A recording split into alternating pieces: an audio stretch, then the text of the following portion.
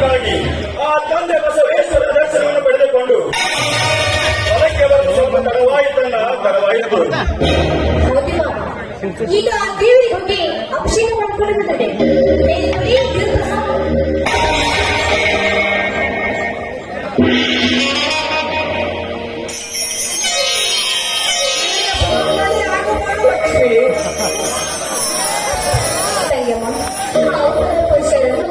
ಏನು ಬೇಡಿಕೊಂಡು ಬಂದೆಮ್ಮ? ರೇಖಾ, ನಿನ್ನ ತಂಗಿ ಲಕ್ಷ್ಮಿ ಇನ್ನೇನು ವರ ಬೇಡಿಕೊಂಡು ಬಂದಿರ್ತಾಳೆ. ಆ ದೇವರು ನಮ್ಮಿಬ್ಬರಿಗೂ ಮಕ್ಕಳ ವಾಕ್ಯವನ್ನು ಕರುಣಿಸಲಿಲ್ಲ. ಈ ಮನೆಯನ್ನು ನನ್ನಾಗೋದಂತೆ ಬೆಳೆಕೊಂಡ ಅವಳಿಗೆ ಆಗುವ ಮನೆಯಲ್ಲಿ ಒಂದು ಕೂಸನ್ನು ಕೊಡುವುದು ಆ ದೇವರಲ್ಲಿ ಬೇಡಿಕೊಂಡು ಬಂದಿರ್ತಾಳೆ. ಲಕ್ಷ್ಮಿ ನೋಡಿ ಬಾಬಾ, ನೀವು ತಪ್ಪು ಕಲಿಸಿಕೊಂಡು ಮಾತಾಡ್ತಾ ಇದ್ದೀರ. ಅಷ್ಟೇ ಅಲ್ಲ, ಈ ಜಗತ್ತಿಗೆ ನಮ್ಮ ಉತ್ತಮ ಮೆಟ್ಟ ಅನಿಸಿಕೊಂಡಿದ್ದೀರಿ. ನಮ್ಮಂತ ತಂದರ ಮೆಟ್ಟವನ್ನು ಯಾವ ಕೆಟ್ಟ ದೃಷ್ಟಿ ಬೀಳದೆ ಕಾಪಾಡುತ್ತಾ ಇಲ್ಲ ಬೇಡಿಕೊಂಡಿರೋಣ. ನಿನ್ನಂತ ಸದ್ಗುಣ ಸತ್ಯನು ಪಡಿಬೇಕಾದ್ರೆ ನನ್ನ ವೈದ್ಯರ ಪುಣ್ಯ ಮಾಡಬೇಕು. ನೋಡಿದ್ದೀರ, ಈ ರೈತರ ಮಕ್ಕಳು ವಿರುದ್ಧ ಹೋರಾಡುವ ಆ ಸರ್ಕಾರದವರಾಗಲಿ, ದಲ್ಲಾಳಿಗಳಾಗಲಿ, ಇಲ್ಲ ಅಂಗಡಿ ಮಾಲೀಕರಾಗಲಿ ಅಂತವರಿಗೆ ಕೈಯಲ್ಲಿ ಪರಿಶ್ರಮದ ಕೊಟ್ಟೆ ಇಟ್ಕೊಂಡು ಬುದ್ಧಿ ಕಲಿಸಿ ಈ ರೈತರು ಬೆಳೆದ ಮಾಲಿಗೆ ಸರಿಯಾದ ಯೋಗ್ಯ ದರನ್ನು ಸಿಗುವಂತೆ ಮಾಡಬೇಕಪ್ಪ ನೀನು. ನಿನ್ನ ಮತ್ತು ದೇವರಂತ ನನ್ನ ಆಶೀರ್ವಾದ ನನ್ನ ಮೇಲೆ ಇದ್ದರೆ ನಾಡಿಗೆ ಅನ್ನ ಕೊಡುವ ಅನ್ನವಾದ ಅವರ ಸಮಾನ ತಲೆ ಮೇಲೆ ಇದ್ದರೆ ರೈತರು ಕಷ್ಟಪಟ್ಟು ಭೂಮಿಯಲ್ಲಿ ಬೆಳೆಯನ್ನು ಕಡಿಮೆ ರೇಟಿಗೆ ಪಡೆದುಕೊಂಡು ಸ್ಟಾರ್ಟ್ ಮಾಡಿ ಮಾಡಿಕೊಂಡು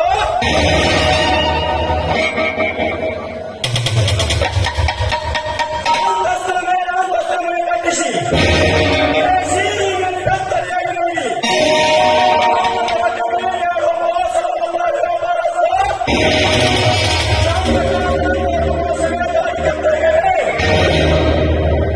ಅಷ್ಟೇ ಆಗಮ್ಮ, ಮುಗ್ಧ ರೈತರ ಮಕ್ಕಳನ್ನು ಪಡೆದುಕೊಂಡು ಅವರಿಂದ ಆಯುಷ್ಯವಾಗಲಿ ರೈತರ ಕಣ್ಣಲ್ಲಿ ರಕ್ತದ ಕಣ್ಣು ನಿರ್ವಹಿಸುವ ಆ ಬಂಡರ ಸೂರ್ಯಕಾಂತ ಗೊಂಡವನ್ನು ರೈತರ ಗಂಡವನ್ನು ಕತ್ತರಿಸಿ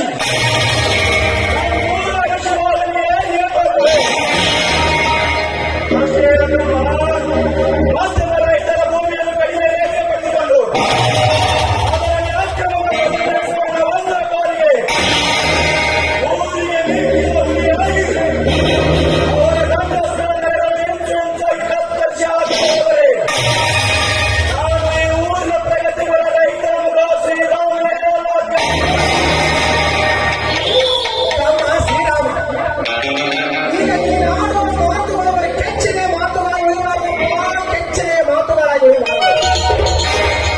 ರೈತರಿಗೆ ಮೋಸ ಮಾಡುವ ಪುಂಡ ರಾಜಕಾರಣಿಗಳಿಗೆ ಸರಿಯಾದ ಶಿಕ್ಷೆಯನ್ನು ಕೊಟ್ಟು ಸದಾಕಾಲ ಸತ್ಯ, ನ್ಯಾಯ, ನೀತಿ, ಧರ್ಮ ಎಂಬ ಪದಗಳನ್ನು ಎತ್ತಿ ಹಿಡಿಯಬೇಕಾದರೆ, ಆ ಪದಗಳು ಜೀವಂತ ಉಳಿಯಬೇಕಾದರೆ, ಈ ದೇಶದ ಹಸಿರೇ ಉಸಿರು ರೈತನೆಂಬ ಪದ ಜೀವಂತವಾಗಿ ಉಳಿಯಬೇಕಾದರೆ ಅದು ನಿನ್ನಂತ ಪುಂಡ ರೈತರಿಂದ ಮಾತ್ರ ಸಾಧ್ಯ, ತಮ್ಮ ಮಾತ್ರ ಸಾಧ್ಯ. ಕೃಷ್ಣ ತೀರದ ಒಳಗಿನಲ್ಲಿ 8 ವರ್ಷ ಬೇಕಾಗುವ ಈ ನಾಟಕದಲ್ಲಿ ಸದಾ ರೈತರು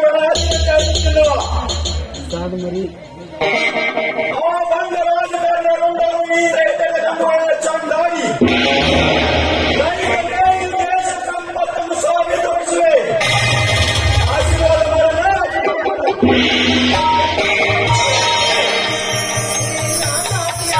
ಸದಾಕಾಲ ನಿನ್ನ ಸೇವೆಯಲ್ಲಿ ಇದ್ದೇ ಇರುತ್ತಪ್ಪ.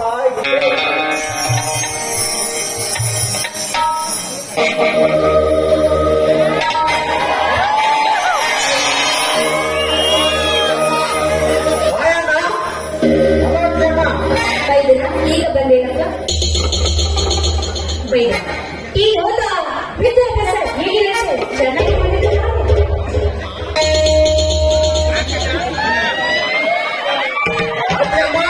ವಿದ್ಯಾಭ್ಯಾಸ ಚೆನ್ನಾಗಿ ನಡೀತಾ ಇದೆ ಅಣ್ಣ. ನನಗೆ ಅರ್ಜೆಂಟ್ ಆಗಿ 50 10,000 ರೂಪಾಯಿ ಬೇಕಾಗಿತ್ತು. ತಮ್ಮ, ಮೊನ್ನೆ ತಾನೇ ನಿನ್ನ ಆದೇಶ ಲಭ್ಯದಲ್ಲಿ ಆ ಕೇಂದ್ರೀ ಕಟ್ಟಿ ನಿನ್ನ ಖರ್ಚಿಗೆ ಎಂದು 10,000 ರೂಪಾಯಿಗಳನ್ನು ಕೊಟ್ಟು ಬಂದಿದ್ದಾನೆ. ನಾಗೇಶ, ಮೊನ್ನೆ ಈತ ಬಿದ್ದ ಹಣ ಮನೆಯಲ್ಲಿ ಗಾಳಿ ಮಾಡಿಕೊಂಡು ನಿನ್ನ ಕಾಲೇಜ್ ಫೀ 50,000 ರೂಪಾಯಿ ಮತ್ತೆ 10,000 ರೂಪಾಯಿ ನಿನ್ನ ಖರ್ಚಿಗೆ ಬರ್ತದೆ. ಆದ್ರೆ ಇದು ಮತ್ತೆ ನೀವು ಯಾಕೋ ಹಣ ಬೇಕು ತಮ್ಮ, ಯಾಕೆ ಹಣ ಬೇಕು? ಅಣ್ಣ, ನಾನು ನನ್ನ ಗೆಳೆಯರು ಕೂಡಿಕೊಂಡು ಪ್ರವಾಸಕ್ಕೆ ಹೊರಟಿದ್ದೀವಿ, ಅದಕ್ಕೋಸ್ಕರ ಹಣ ಬೇಕಾಗಿತ್ತಣ್ಣ. ತಮ್ಮ, ನಿನ್ನ ಕಾಲ ಮೇಲೆ ಹಣ ಕೊಡು ಎಂದರೆ ನಾವೇನು ಮನೆಯಲ್ಲಿ ರೊಕ್ಕ ತೆಗೆದಿಟ್ಟಿದ್ದೇವೆ ಏನಪ್ಪ ತಮ್ಮ, ರೊಕ್ಕ ತೆಗೆದಿಟ್ಟಿದ್ದೇವೆ.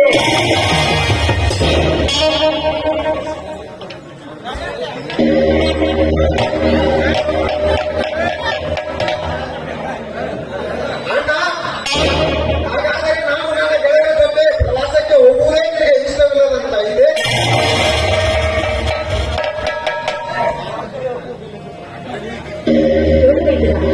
ನೀವೇನು ಪ್ರವಾಸಕ್ಕೆ ಹೋಗ್ಬೇಕಿದ್ರೆ ನಾವೆಲ್ಲರ ಆಸೆ ಆಗಿರುವಾಗ ಯಾಕೆ ಇಲ್ಲಿ ಮಾತಾಡ್ತೀವಿ? ಅಧ್ಯಮ್ಮ, ಅಣ್ಣ ತಮ್ಮನ ಮಧ್ಯೆ ಗಟ್ಟಿ ಅಲಾಡಿಸ್ಬೇಡಮ್ಮ. ಅಣ್ಣ, ನೀನ್ ನನಗೆ ಹಣ ಕೊಡ್ತೀವೋ ಇಲ್ಲೋ ಒಂದ್ ಮಾತು ಹೇಳು. ಸಿಟ್ಟಿನ ಬರದಲ್ಲಿ ಬುದ್ಧಿಯನ್ನು ಕೊಡಬೇಡಪ್ಪ. ನಮಗೆ ಇನ್ನೊಂದು ದಿನವಾದರೂ ಸಮಯ ಕೊಡು. ನಾವು ಎಲ್ಲಿಯಾದರೂ ಬಗೆಯನ್ನು ತೆಗೆಸಿ ನಿನಗೆ ಪ್ರವಾಸಕ್ಕೆ ಕಳುಹಿಸುತ್ತೇವೆ. ನಾಗೇಶ, ಮೊನ್ನೆ ತಾನೇ ಊರಾಗ ಬೇಕರಿ ಸಾಲ ತೆಗೆಸಿ ನಿನಗೆ ಸಾಕಾಗುತ್ತಿತ್ತು. ಈಗ ಮತ್ತೆ ಹಣ ಕೇಳಿದ್ರೆ ಯಾರಪ್ಪ ಕೊಡ್ತಾರೆ? ನಮಗೆ ಸಾಲವನ್ನ ಯಾರಪ್ಪ ಕೊಡ್ತಾರೆ? ಅಂದರೆ ನಿಮಗೆ ಇಷ್ಟವಿಲ್ಲದಂತಾಯಿತು. ಅಂದ ಮೇಲೆ ನನ್ನ ಅವಶ್ಯಕತೆ ಈ ಮನೆಗೆ ಇಲ್ಲದಂತಾಯಿತು. ನಿಲ್ಲು ಮೈದುನ, ನೀನು ಓದುವುದಾಗಿ ನಾವು ಇಷ್ಟು ಕಷ್ಟಪಟ್ಟಿದ್ದೀವಿ ಅಂತ ಸ್ವಲ್ಪ ಅರ್ಥ ಮಾಡಿಕೊಂಡು ಮೈದುನ. ಅರ್ಥಗಳ ಬಗ್ಗೆ ನಿನ್ನಿಂದ ಪಾಠ ಕಲಿಬೇಕಾದ ಅವಶ್ಯಕತೆ ನನಗಿಲ್ಲಮ್ಮ. ಮೊದಲೇ ಪೂರ್ವ ವ್ಯಕ್ತಿ ಹಿಡಿದ ಹಠವನ್ನ ಸಾಧಿಸುವವರೆಗೂ ಓಡಾಡುವ ಕೆಲಗಾರ. ದೊಡ್ಡವ ಎಲ್ಲಿಯ ಸಾಲ ತೆಗೆದು ನನ್ನ ಮೈತ್ರಿ ಆದಷ್ಟು ಬೇಗ ಹಣವನ್ನು ಜಾಸ್ತಿ ಮಾಡಿ ಕಳಿಸಿರೋಣ. ಲಕ್ಷ್ಮಿ, ಈ ಊರಿನಲ್ಲಿ ಮಳೆ ಇಲ್ಲ, ಬೆಳೆ ಇಲ್ಲ, ಬರಗಾಲ ಬಿದ್ದಿದೆ. ಹೀಗಿರುವಾಗ ಈ ರೈತನಿಗೆ ಮತ್ತೆ ಸಾಲ ಕೇಳಿದ್ರೆ ಈ ಊರಿನಲ್ಲಿ ಯಾರನ್ನ ಸಾಲ ಕೊಡ್ತಾರೆ? ಲಕ್ಷ್ಮಿ, ಯಾರನ್ನ ಸಾಲ ಕೊಡ್ತಾರೆ?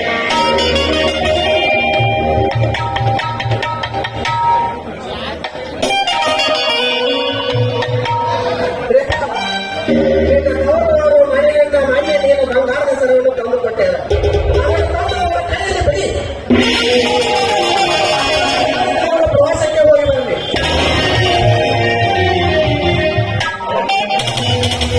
ಅಣ್ಣ, ಅತ್ತಿಗೆಗೆ ಅವರ ತವರು ಮನೆಯವರು ಕೊಟ್ಟ ಬಂಗಾರದ ಸರವನ್ನು ನಮ್ಮ ಮನೆಯ ಅಳತೆಯ ಸಲುವಾಗಿ ಬಳಸಿಕೊಂಡರೆ ಇದು ನಮ್ಮ ಮನೆತನಕ್ಕೆ ಅಪಮಾನವಾದದ್ದು. ಅಣ್ಣ, ಈ ನನ್ನ ಬಂಗಾರದ ಸರವನ್ನು ಮಾಡಿ ನಾನು ತಮ್ಮನ್ನು ಪ್ರವಾಸಕ್ಕೆ ಕಳುಹಿಸುತ್ತೇನೆ. ನೀನೇನು ಈ ಕೆಲಸಗಳನ್ನು ಮಾಡಿ ನಿಲ್ಲಿ ಶ್ರೀರಾಮ, ನಿಲ್ಲು. ನಿನ್ನ ಬಂಗಾರದ ಸರವನ್ನು ಮಾಡಿ ನಿನ್ನ ಮುಂದೆ ನಾನು ಎಲ್ಲ ಸಣ್ಣವನಾಗಲಾರಪ್ಪ, ಸಣ್ಣವನಾಗ. ನಾಗೇಶ, ನಿನಗೆ ನನ್ನ ಬಂಗಾರದ ಸರವನ್ನು ಕೊಡುತ್ತೇನೆ. ಅದನ್ನು ಹೆಗ್ಗಣ ನೀವು ಪ್ರೀತಿ ಅವಸ್ಥೆಯಲ್ಲಿ ಕೆಲಸ ಮಾಡ್ತೇನೆ. ನಮ್ಮನ್ನ ಹೇಳನಾಗಿ ಒತ್ತೆಗಿಟ್ಟು ಹಣ ತಗೊಂಡು ನೀನು ಪ್ರವಾಸಕ್ಕೆ ಹೋಗು. ಬಿಡಿಸ್ಕೊಂಡ್ಬಿಡೋಣ, ಎಲ್ಲ ಆದ್ರೆ ಅಲ್ಲೇ ನೋಡ್ಬಿಡೋಣ. ನೀನು ಸಣ್ಣವನು, ದೇಶ ಸುದ್ದಿ ಕೋಶ ಹೋಗ್ಬೇಕಂತ ಬಲ್ಲವರಿದ್ದಾರೆ. ನೀನು ಪ್ರವಾಸಕ್ಕೆ ಹೋಗ್ಲೇಬೇಕು. ಹೌದು ಮೈತ್ನ, ನೀನು ನನ್ನ ಮೈತ್ನಾಗಿ ಹೇಳ್ತಾ ಇದ್ದೀನಿ. ನೀನು ಪ್ರವಾಸ ಹೋಗಬೇಕಿಲ್ಲಂತೆ ನೀನು ನನ್ನ ಅತ್ತಿಗೆ ಆಸೆ. ಹೌದು ತಮ್ಮ, ನಿನ್ನ ಅತ್ತಿಗೆ ಆಸೆಯಂತೆ ನೀನು ಪ್ರವಾಸಕ್ಕೆ ಹೋಗಲೇಬೇಕಪ್ಪ. ಅಣ್ಣ, ನಿಮ್ಮೆಲ್ಲರ ಉದಾರ ಗುಣಗಳ ಮುಂದೆ ನಾನು ಸಣ್ಣವನಾಗಿ ಬಿಟ್ಟೆ. ನನಗೆ ಅಣ್ಣನ ಹಣವೂ ಬೇಡ, ಅತ್ತಿಗೆಯ ಸರವೂ ಬೇಡ. ನನ್ನನ್ನು ಕ್ಷಮಿಸಿಬಿಡಣ್ಣ.